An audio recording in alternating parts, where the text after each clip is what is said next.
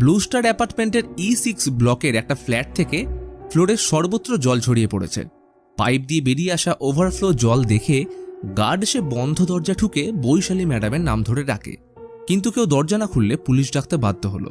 Officer মূর্তি ঘটনার পরিস্থিতি দেখে তার বন্ধু এসিপি বাসুকে ঘটনাস্থলে ডাকে, কারণ ফ্ল্যাটে যে 25 বছর বয়সী মেয়ে বৈশালীর দেহ পাওয়া গেছে তাকে বাসু ভালোভাবে চিনত।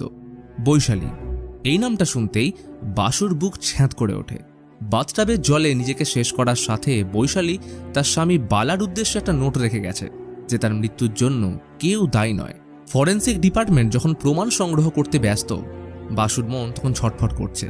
সুখী বিবাহিত জীবনের মাঝে এমন কাণ্ড ঘটে যাওয়ার কারণ মাথায় আসছে না। এটা খুন নাকি বৈশালী সত্যি নিজেকে শেষ করে দিয়েছে? ফরেন্সিক রিপোর্ট আসা মাত্রই অফিসারদের নিয়ে একটা মিটিং ডাকা হয়। বৈশালীর কফিতে বেশি মাত্রায় ঘুমের ওষুধ পাওয়া গেছে। এছাড়াও ফ্ল্যাটের বাকি লোকদের থেকে যেটুকু জানা